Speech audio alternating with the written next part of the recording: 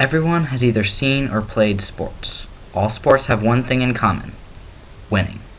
The players on the field or court strive to win. They always try their hardest to achieve their goal. But what if it was decided that there would be no more winning, only ties, to make things fair? What if all athletes were valued equally, no matter what their skill level or effort? No one would try. Without the incentive of winning, playing, or being paid, the slackers would have the same privileges as the die-hard players who always keep going no matter what the circumstances. By trying to make people equal, things have been made unfair.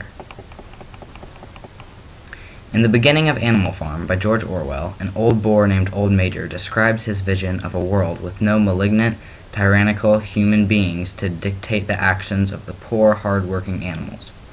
All animals would be equal.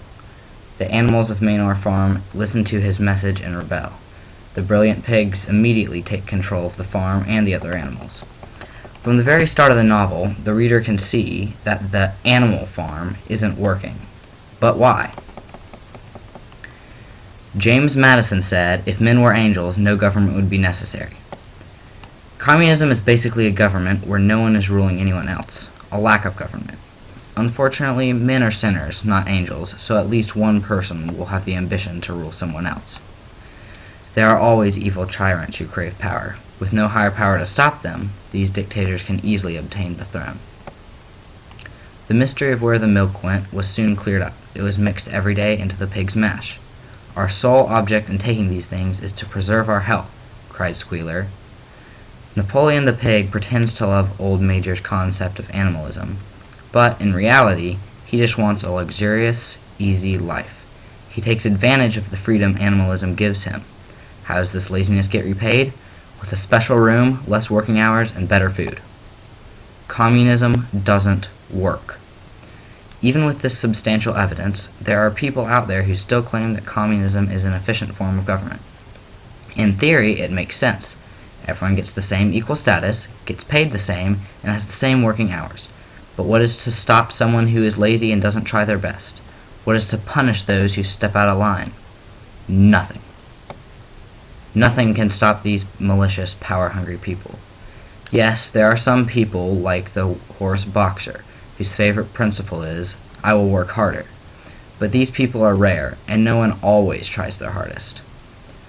As winter drew on, Molly became more and more troublesome. She was late for work every morning and excused herself by saying that she had overslept. Besides the lack of a higher power, or a dictator, the other main issue with communism is the lack of incentive. No one wants to try if there are no rewards. If sports didn't have winners, no one would play.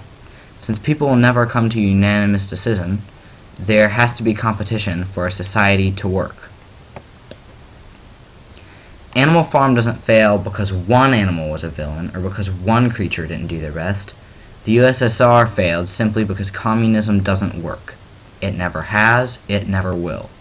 Look at Cuba. Are the people there equal? No, they're ruled by a dictator. The only reason their government doesn't fall apart is because it is run like a dictatorship. Look at China. Their children are forced to work for almost no money. That is not fair treatment of people. Some of our country's greatest enemies have been and are communism. Communism is a gate for tyrants and a wrench for dictators. Cruel people use this terrible form of government to satisfy their desire for power. When a communist country doesn't collapse, it is because they have turned into a monarchy or oligarchy. With no incentive to try or no leader to judge, a good working government can never last. Communism lacks both of these. Communism does not work.